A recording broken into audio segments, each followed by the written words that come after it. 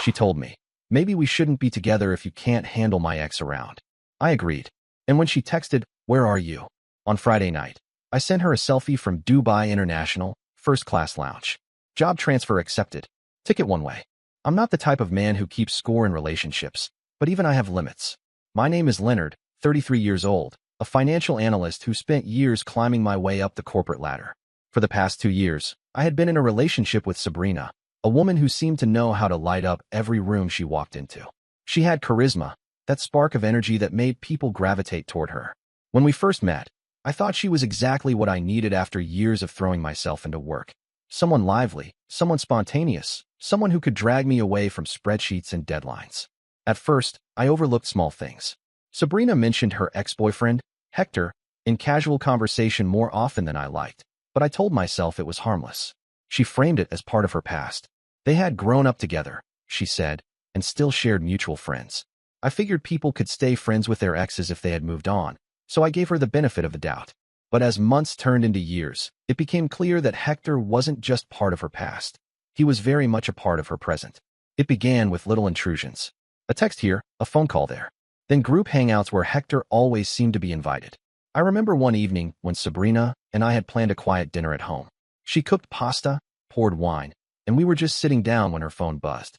She glanced at the screen, smiled, and excused herself. 10 minutes passed. Then 20. When I went to check, she was in the hallway, laughing into her phone. I heard his name. She turned away quickly, muttering something about him going through a tough time. Dinner went cold. Friends noticed too. My colleague Martin once joked that Hector might as well be the third wheel in our relationship. I laughed it off at the time, but his words echoed in my head later. At gatherings, Hector would show up uninvited, claiming Sabrina told him about the event. He acted like he belonged, always too familiar with her, always testing boundaries.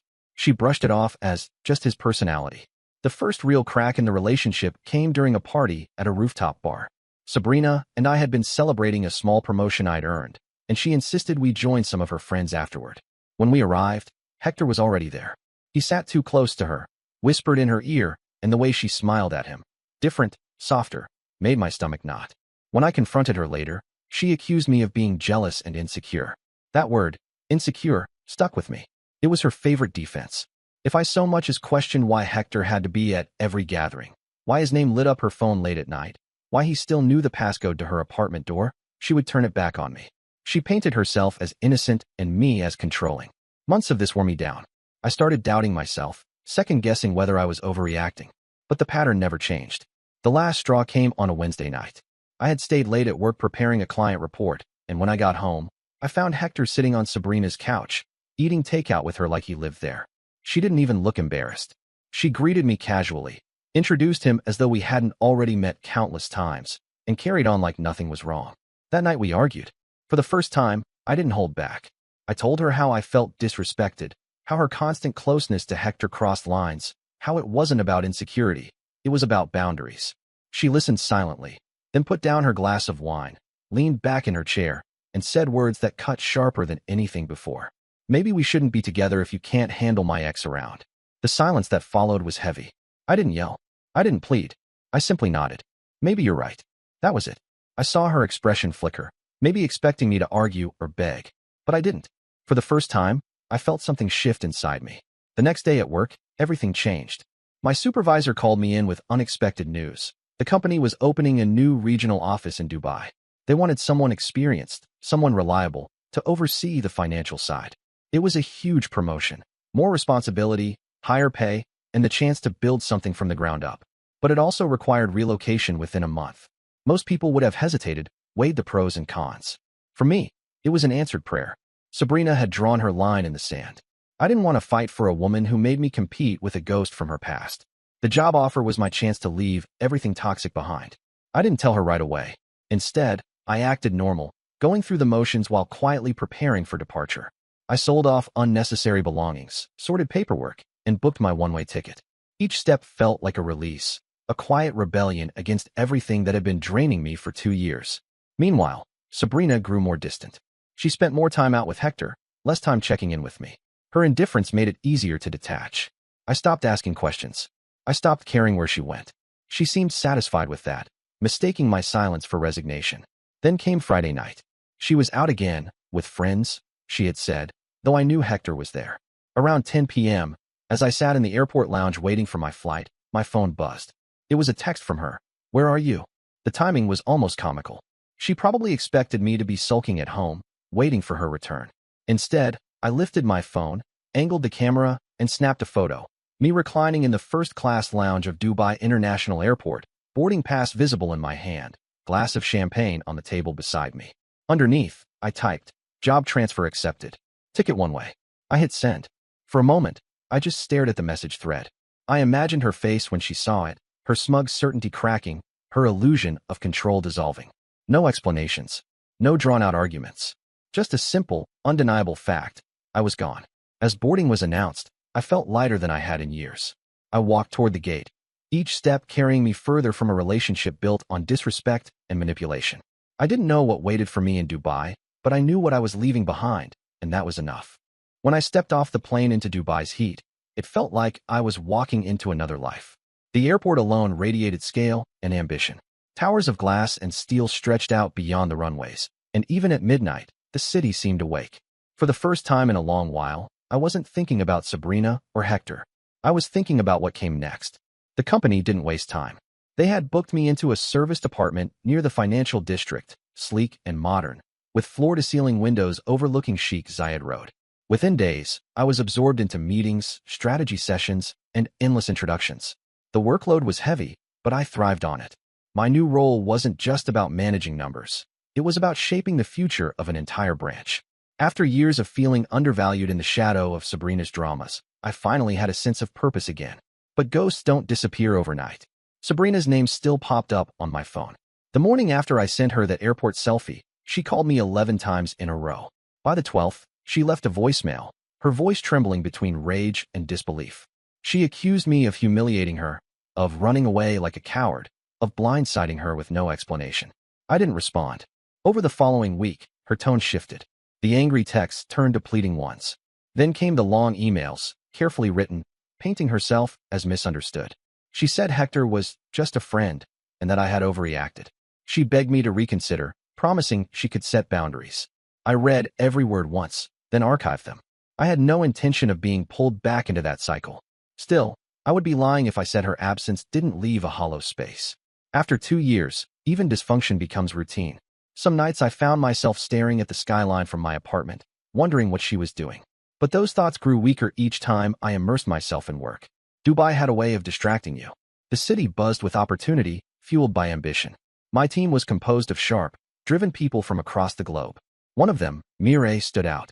She wasn't a co-worker exactly. She was an external consultant, a French-Lebanese lawyer specializing in corporate compliance.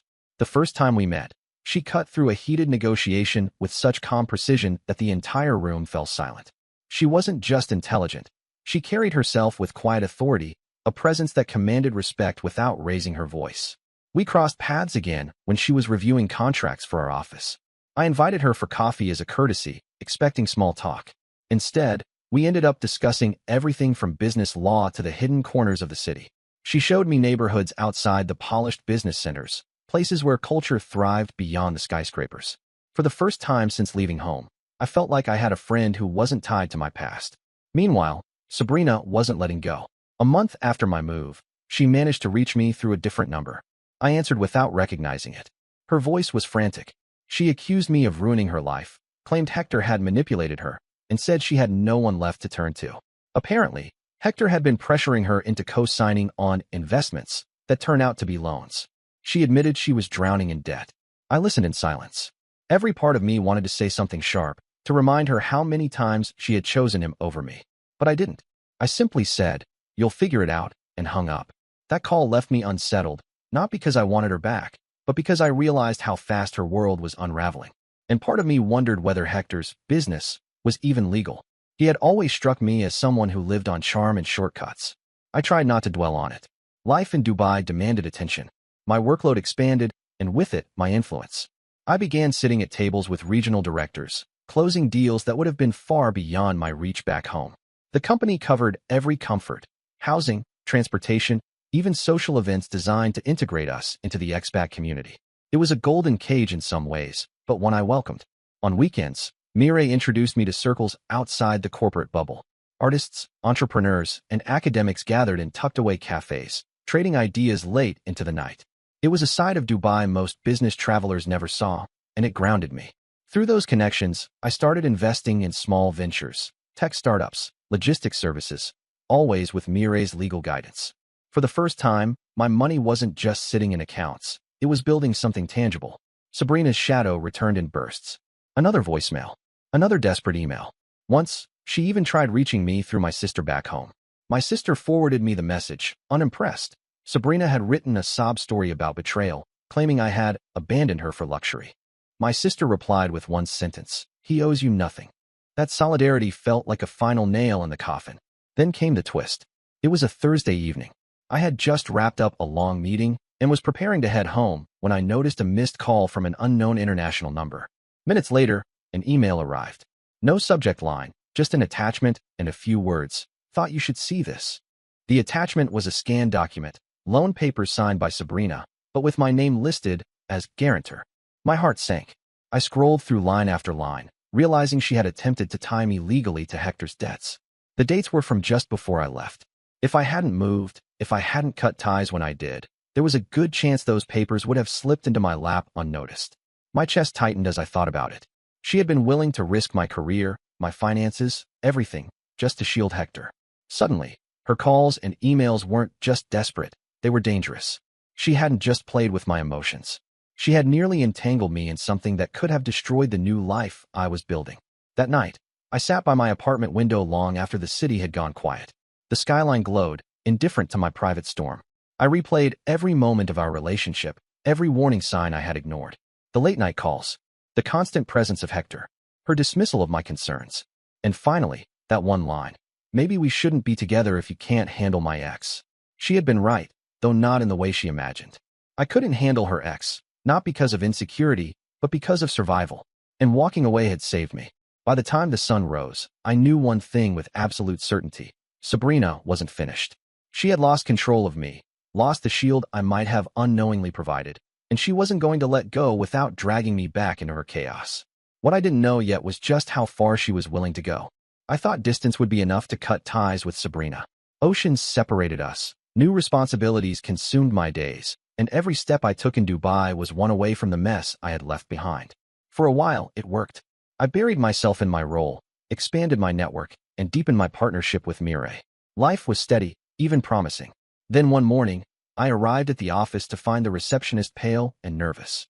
She leaned toward me and whispered, "There's someone waiting for you in the lobby." I assumed it was a client or perhaps one of our local partners. But when I stepped into the polished atrium, my blood ran cold. Sabrina was standing there, eyes red, suitcase at her feet, looking like she hadn't slept in days. She spotted me instantly and rushed forward. Security moved to intercept, but she raised her hands, insisting she only wanted to talk. The lobby had gone quiet, employees watching the scene unfold. The last thing I wanted was a public spectacle, so I agreed to 5 minutes in a side room. The moment the door closed, she broke down. Tears streamed down her face as she launched into a frantic monologue. She said Hector had ruined her, that he had dragged her into fraudulent schemes she hadn't understood, that her life was collapsing. She spoke of debt collectors, threats, and a government investigation closing in. She begged me to help her, claiming I was the only person she could trust. I listened in silence. The woman sitting across from me was a shadow of the one who had once dismissed me with a shrug and a line about not being able to handle her ex. Her voice shook, her hands trembled, but my sympathy didn't stir. Instead, I thought about those forged loan papers with my name scrawled on them. Whether she had signed them out of desperation or deceit didn't matter. She had crossed a line. When she finished, I simply said, "You shouldn't be here." Then I opened the door and motioned for security. They escorted her out as she shouted over her shoulder, "You'll regret this, Leonard. He's worse than you know." For the rest of the day, I couldn't focus. My colleagues noticed my distraction, but I brushed it off. In truth, her sudden appearance terrified me. She had crossed borders to find me, dragging Hector's shadow across continents. And if she was telling the truth, then whatever storm surrounded Hector was bigger than I realized. Later that week, Mireille invited me to a private dinner at a friend's villa. It was a small gathering, lawyers, investors, a few local entrepreneurs. Over grilled lamb and wine, the conversation turned to recent financial scandals. One of the guests, a banker, mentioned a name that made me stiffen, Hector. I stayed quiet, listening as the banker explained that Hector had been flagged by international regulators for suspicious transfers. Shell companies, fake contracts, laundering through small businesses. It was a mess unraveling quickly. The banker speculated that several people tied to Hector might face charges for conspiracy. I felt a chill crawl down my spine. Sabrina hadn't been lying about the investigation. On the way home, I confided in Mireille. I told her about Hector, about Sabrina, about the forged loan papers. She listened carefully, her lawyer's mind piecing it together. Finally, she said, if your name is anywhere on those documents, you need to protect yourself immediately. Even if the signatures are fake, you'll have to prove it.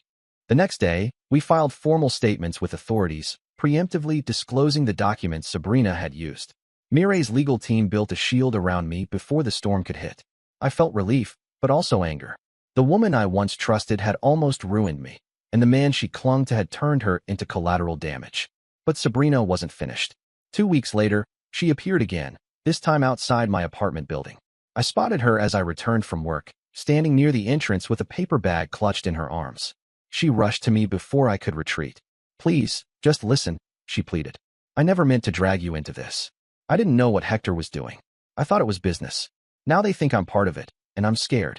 Her words tumbled out like water from a broken pipe. She admitted she had signed things without reading, trusted Hector blindly, and now investigators were circling. She begged me to vouch for her, to tell authorities she was naive, not complicit. I stared at her, stunned by the audacity. You used my name without my consent, I said. You tried to tie me to him, and you expect me to help you. She looked at me with wide, desperate eyes. I was stupid, Leonard. I know that now. But if I go down, they'll destroy me. You don't understand. Hector won't protect me. He'll let me take the fall. That line hit me harder than I expected. It revealed everything. Hector had never cared for her. She was just another shield, another disposable pawn in his schemes. The same man she had chosen over me again and again had left her to burn. But sympathy is not the same as forgiveness. I shook my head, walked past her, and let the security guard at the door handle the rest. Her cries echoed behind me as the elevator doors closed. The following morning, I received a message from Mireille. Attached was a report. Hector had fled his home country. Authorities were tracking him, and Sabrina had been named a person of interest in the investigation. If she was found complicit, she could face charges of fraud and conspiracy. I sat back in my office chair, staring at the report. Karma doesn't always move quickly, but when it does, it hits harder than anything you could plan. Sabrina had once told me I couldn't handle her ex. Now that same ex had pulled her into a whirlpool she couldn't escape. And the irony? By leaving when I did, by walking away without drama, I had avoided being dragged under with her. Still, a part of me wondered, would she try again? Would desperation drive her to risk everything just to cling to me one last time? I didn't have to wonder for long. One evening, as I left the office, I noticed an envelope slipped under the windshield wiper of my car. Inside was a handwritten note. They're coming for me. If you don't help, I'll tell them you knew everything. I stood frozen in the parking lot, the city lights blurring around me. The note wasn't just desperate, it was a threat. That was the moment I realized Sabrina wasn't just a chapter one had closed. She was a storm still circling, and I was in its path. The note burned in my pocket for hours before I decided what to do. Sabrina's handwriting was shaky, the ink smudged as though her hands had trembled while writing it. They're coming for me. If you don't help, I'll tell them you knew everything. It wasn't just fear, it was blackmail. I brought the note to Mireille. She read it without blinking, then folded it neatly and placed it back on the table. She's cornered, she said. Desperate people lash out. But you have nothing to fear. We've already built a record of disclosure. If she tries to drag you down, it won't stick. Her calm steadied me, but I couldn't ignore the unease. Sabrina wasn't calculating. She was chaotic. A cornered person can do damage even when the outcome is inevitable. I doubled my precautions, changed my numbers, added layers of security at work and home, and informed the authorities of the threat. It was all documented now, every call, every email, every attempt she made to rope me back in. A month later, the storm finally broke. I was attending a corporate gala with Mireille at one of the luxury hotels downtown. The ballroom was filled with the hum of conversation, clinking glasses, and soft music. Midway through the evening, a ripple of whispers spread across the room. Phones lit up as people checked their alerts. Mireille leaned toward me and whispered, "It's Hector." News broke that he had been arrested while trying to leave Cyprus under a false identity. Authorities had been tracking his movements for weeks, and he was caught with fake passports and encrypted hard drives. Within hours, details flooded the press. millions laundered through shell companies, fraudulent investment schemes, and a trail of ruined lives across 3 countries. And at the center of several transactions, Sabrina's name appeared. My phone buzzed with messages from acquaintances back home. Some knew my history with her, others had only vague memories, but everyone wanted to talk. I stayed silent. Watching it unfold from the quiet corner of a glittering gala, I felt a strange detachment, as though I were seeing the final act of a play I had long since exited. Sabrina's fall was swift. The same people who once excused her closeness with Hector now distanced themselves in horror. Her family cut ties publicly, claiming ignorance of her choices. Former friends avoided her. Even online, her name became synonymous with scandal. Photographs surfaced of her entering court buildings, eyes hidden behind dark glasses, flanked by lawyers. She tried one last time to reach me. An email arrived late at night, longer than any before. She wrote that she had been foolish, blinded by Hector's charm, trapped by promises of wealth and importance. She admitted she had betrayed me, confessed she had signed papers without thinking, and begged me to at least confirm to investigators that I had no knowledge of Hector's crimes. The irony was heavy. She wasn't asking me to save her anymore, only to clear myself. I didn't respond. Mireille sent the email straight to the authorities. It became another piece of evidence in the growing pile. Weeks stretched into months. The case expanded, pulling in associates from multiple countries. Hector, once smug and untouchable, appeared in photographs wearing prison uniforms, his grin replaced by a hollow stare. Sabrina, facing charges of conspiracy and fraud, struck a deal to reduce her sentence in exchange for cooperation. Even so, she lost everything: her career, her reputation, her freedom. Meanwhile, my life in Dubai solidified. Work flourished, investments grew, and my bond with Mireille deepened beyond professional partnership. She grounded me, reminded me that strength wasn't about clinging to chaos but about choosing stability and integrity. Together, we built something quiet but steady, far removed from the storms of my past. The final chapter with Sabrina came unexpectedly. A letter arrived by post, forwarded through the company office. It was from her, written from a detention facility. The handwriting was steadier than before, the tone less frantic. She wrote of regret, not just for what she had done to me, but for the choices that had led her here. She admitted that Hector had never loved her, that he had used her as a shield, and that the only person who had ever truly cared for her was the one she pushed away. I read it once, folded it carefully, and placed it in a drawer. I didn't feel triumph, nor bitterness, only finality. Her words were an echo from a life I no longer lived. Months later, I attended another gala with Mireille. This time, the whispers in the room weren't about scandal, but about opportunity. Deals were being struck, partnerships forged, futures mapped. I stood at the edge of the balcony overlooking the city, the skyline lit like a constellation of ambition. Dubai had become my refuge, my reinvention. I thought back to that night in the airport lounge when I sent Sabrina the photo of my boarding pass. That single act had been the pivot point, the line where my life split into before and after. Before was chaos, jealousy, manipulation, and near ruin. After was clarity, growth, and eventual peace. People often ask whether I ever think of her, whether I wonder what could have been. I don't, because what happened was exactly what needed to happen. She told me once that maybe we shouldn't be together if I couldn't handle her ex. She was right. I couldn't handle her ex, because her ex destroyed her, and I refused to let him destroy me. The consequences were real. Hector sat behind bars, his empire reduced to ashes. Sabrina faced years of rebuilding a life shattered by her own decisions. And me? I walked forward untouched, stronger for having escaped. Karma doesn't need witnesses, but sometimes it delivers its blows so publicly that no one can deny it. And in the end, the only thing left for me to do was keep walking, toward the future, away from the ruins. And that's the story. If you're still here, that means you're one of us. So go ahead, hit that subscribe button. I drop new chaos every single day, and trust me, tomorrow's story, it's even worse than this one.